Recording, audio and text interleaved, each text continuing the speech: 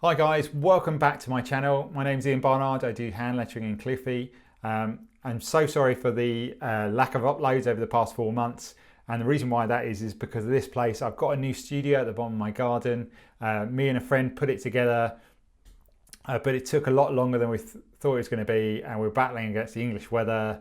But I'm finally roughly got it sorted where I want it. But I thought I'd do a quick tour of the place.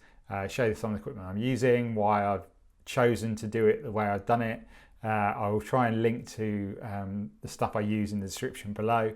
And please do comment below of anything you want me to expand on in another video from what you see. But we'll start outside. I'll show you the outside first, and then we'll move into the inside and I'll go through all those bits. So this is the building. It's 5 meters by 2.7 meters, fully wooden construction. The package came with this sliding door and the window. They also supplied all the electrics, the plasterboard, the insulation. All I had to do was decorate it and put down a carpet. And it's just sitting on these plastic pads. There's like 16 pads, so I haven't got any concrete base. It's just sitting on soil, and it spreads the load, so that made it much easier to get it down. It was all flat pack on a back of a lorry. It was, imagine a massive IKEA delivery. This is how we put it together. It probably took us a couple of weeks in total, over a few months, to put together, in between all the rain and the winds we had to battle with. But yeah, pretty happy with how it looks. I'm actually really thankful for this tiny little decking area canopy, because when it's pouring with rain and you need to unlock the door, it's good to have that little space, and you've got all your paper and your iPad maybe on you, and you need to get into it. So that's the outside. Let's go inside. So in the actual studio, I've split it off into sort of 2 sections. So we've got desk area over this side, and then we've got the chalk wall area over this side. This chalk wall takes up about half the main wall in here. It's something I've been wanting for ages, but I just never had the space to do it. I've put 3 coats of chalk wall paint in here. Probably could have done with an extra coat on it. But once you've done that, I covered it in chalk to prime it and then wiped it off with a damp cloth. So that's now ready to use. I'll be doing time lapses on there of bigger pieces of my lettering. It's nice to have a non-permanent fixture in there so I can test stuff out, especially if I'm doing more mural work. I've got pot load of chalks over there. Amazing how much chalk you get through when you're doing one of these. So yeah, and this could also be like a teaching tool. So when I'm teaching you guys some more stuff, I can use this as somewhere to draw really big, and it's easier to see. Over this side we have a bookcase from IKEA. I was trying not to fill the whole place with IKEA stuff, but sometimes I just do stuff that just works so well, especially this bookcase. I'm trying to be organised, so I've split off into separate sections, and I'll do a video on my top books in each section. But we've got typography, general lettering, hand lettering, alphabets, vintage type and calligraphy, and a couple of boxes at the bottom which have got my sort of video gear and other bits and bobs. Got Google Home up there, which Google accidentally sent me, and they didn't want it back, and so I'm very thankful for them. And we've got this vintage voltmeter. My granddad was an electrician all his life, and he really inspired me with his work on his craft, and so that just reminds me of him, and it just looks cool in here as well. So I like having that up there. And last, we've got this chair that looks trendy and expensive, but actually is just a cheap Amazon one, just for somewhere to look at the books, look for inspiration, and it looks cool in front of this wall as well. So that's that section. Yeah, I'm looking forward to using that wall a lot more. So let's move into the desk section. So in this section, I really wanted the desks to fit all the way around this sort of U shape. And if you buy stuff off the shelf, it doesn't normally fit exactly where you want it. So I made some out of some cheap pieces of timber, which I stained this sort of oak colour, and some metal handrails for the legs, and also some IKEA drawers just to keep some bits in, and that acts as a leg on that side as well. This area here is my painting area. I've got my oil-based paints, Signwriters paintbrushes. I'm trying to get better in that sort of area. Rulers, maul stick.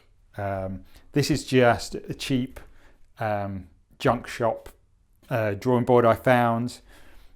This is an IKEA paper holder and paper.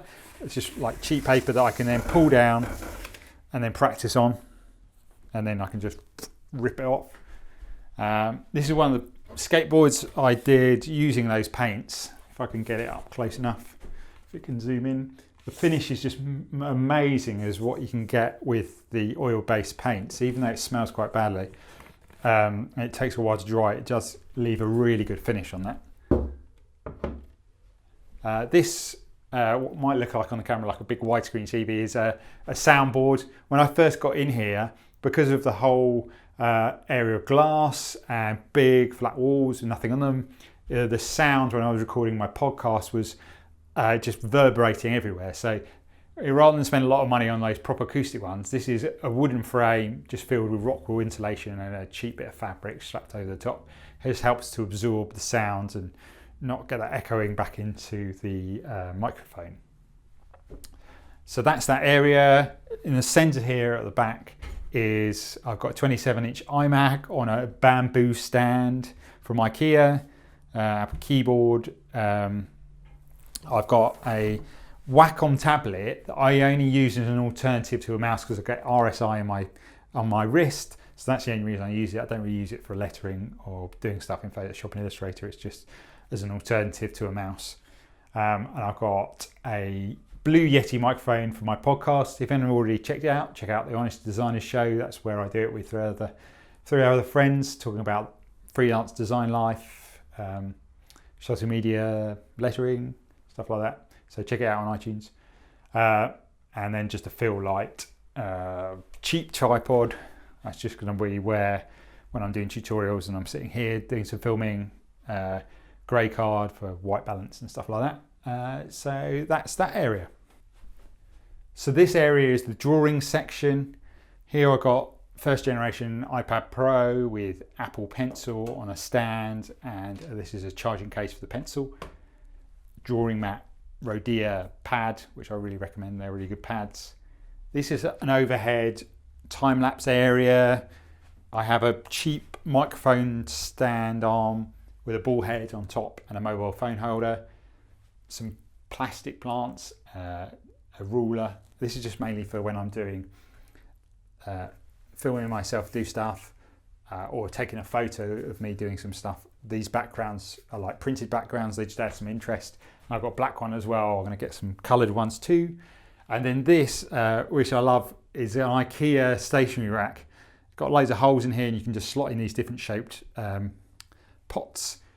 So I've sort of tried to move all my pens here. I've still got a drawer full of them down here, but they're like in different areas, or I've tried to condense them down. So I've got my Sharpie coloured Sharpies there, black Sharpies, Posca paint markers, Molotow paint markers, erasers and rulers and tape measures and sharpeners.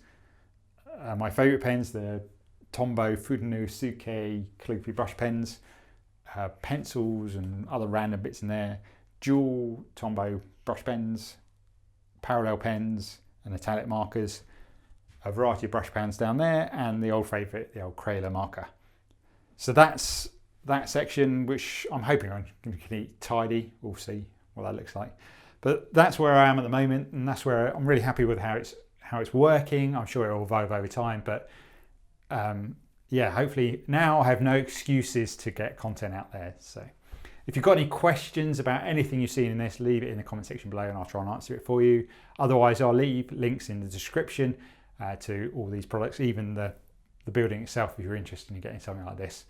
But I hope you found that useful, and I'll see you in the next video, which won't be 4 months time. Hopefully it will be in the next couple of weeks. So see you then, guys.